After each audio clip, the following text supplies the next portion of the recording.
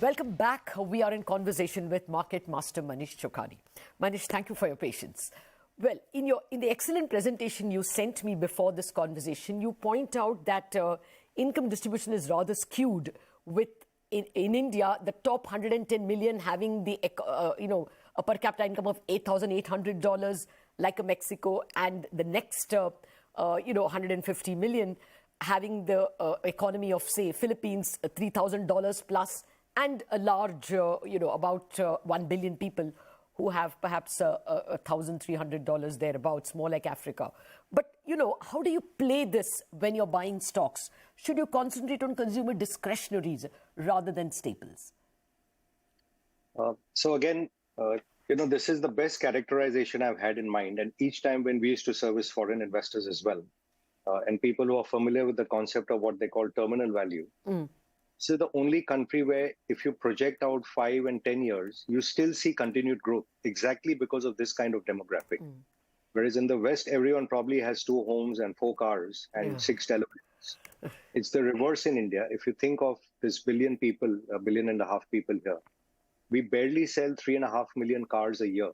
Even if you assume the car lasts for 6-7 years, there's just 20-25 million odd cars on the road in India, which for a country of this size just tells you what's the headroom available.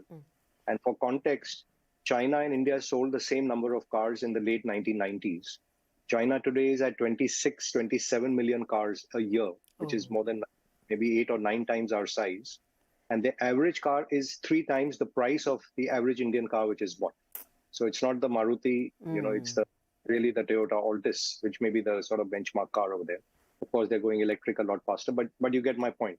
That the car market size is 30 times larger. I'll give you a staggering number. We are a hot country. We sell somewhere between 6 or 7 million air conditioners a year. Just guess the number in China. It is 30 times of this size. It's 220 million air conditioners sold every year.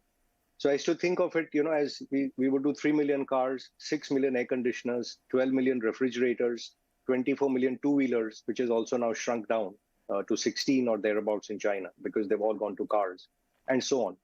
So this J curve of consumption lies ahead of us. The precursor to that, of course, has to be better jobs and people coming into the manufacturing or the services economy, the formalized economy. And the easiest way, if you can't buy these stocks at 50, 60 multiples, is to play them through the financials, because a lot of these will be bought on financing, whether it's your home or your car or your consumer durable. And therefore, you've seen the excitement that foreign investors have in a company, say, like Bajaj Finance, which is valued more than some of the banks over here, because they see the runway and the way they use the analytics and the rigor with which they're running this. So again, I think the center of this bull market to me will remain financials, because they have degrees of freedom to swing between corporate lending as well as retail lending. And the average Indian is underlevered. The average Indian corporate, after years of cleanup, is underlevered. The Indian banking system has actually never been in better shape. So while we are worried about NIM speaking right now, I think we are missing the wood for the trees to see the runway of decades ahead of us. And with this data analytics available, the CIBIL scores available, with what's happening with the IBC code and the fear of God in errant promoters, I don't think you see a repeat of what happened 10, 15 years ago with telephone banking. That era is over. So I think this becomes the centerpiece of the Indian bull market. They've also got financial tech inside. Now imagine as we get richer, and we are probably a $10, $15 trillion wealth country. China is at 80 trillion. US is at 150 trillion. So even the wealth management space, whether you mentioned AMCs and wealth managers, of course, it's a great space to be in. So again, it depends on how you want to play. Do you have the skill to go and play these? But if I had 100 rupees, I could put the entire 100 rupees in financials and not worry about what's happening in rest of the market. Which is not to say that's how you should do it. You should have different sectoral exposures and different company exposures. But in reality, serious wealth is made by getting 1 or 2 companies or 1 or 2 big trends right. And you look at the history of whether, Enam, of course, did it, when they rode the whole wave of Infosys and the IT boom. Or say Rakesh, he rode it with, the boom he got in Titan, for example. Just holding on for 10, 15 years. And he benefited as the unorganized sector became organized for the jewelry business as well.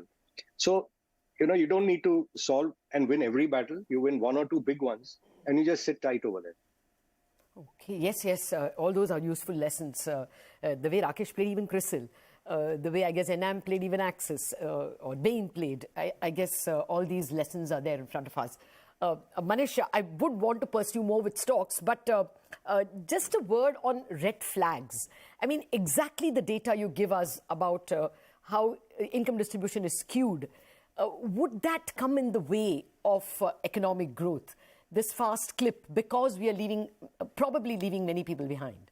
Yes, that's a great question, Latha. And if you think of it historically, the way we ran our country was very, very socialist orientation, and keep taxing the 5 million people and keep sucking more and more. And it is what I call an extractive, margin-oriented administration, which is how the colonial masters would have run it. What I find encouraging is over the last decade, we've moved completely to the other side where the government's become an enabler. So you're looking for velocity of the economy rather than extracting margin from your citizens. So when you do GST, you create one market and you allow people to run faster. When you connect all the villages with electricity and with roads, you allow more trade to take place between them, and you actually end up accelerating GDP.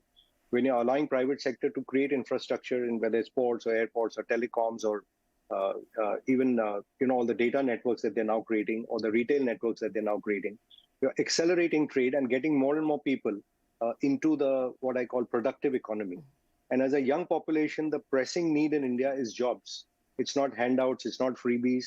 So the language which the ruling party has been talking of, let's stop the freebie culture and create opportunities, encourage jobs, bring in that competitiveness which is happening between states, where Telangana is competing, Maharashtra is competing, Gujarat is competing, Karnataka is competing, Tamil Nadu is competing, to bring in all these manufacturing jobs or service center jobs. That's really the way forward for our country. And I'm glad that it's going in that direction. Whichever party is coming to power, back of their mind, they realize if we don't create jobs, we're going to lose elections. Okay. So the red flag here is, to me, is if this narrative changes, and we do have big elections coming up next year. And I am also burned by what happened in 2004 when you had that Shining India campaign, or indeed in 2009 when one thought Manmohan Singh is coming back with the nuclear deal. The voter has surprised us, and the markets have obviously had a setback for that reason. Oh yes, all those red flags remain, but India has done well, as in political economy terms, I would say. I guess it's legal terms that we are jammed. I mean, simply too much is getting clogged at a legal level. Manish, actually out of time, but what is the advice to investors in terms of stock selection? Should one go with, look at profit growth? Does one look at industry? What is your advice to investors when they pick stocks? So, Latha, 2-3 things. Number one is, be invested in equities. I don't think one can time the market and say it's expensive, let me get out, and when it gets cheaper, I'll get in. So just be in there. Increase your SIPs, increase your asset allocation to equities. I think as a country, we are underinvested in our own equities. Wealth creation is going to happen over here. And think long term. As a young India, what I did is, of course, you wanted to buy the mid caps, because then you got what we call the double engine, where you not only got earnings acceleration, you also got a P expansion.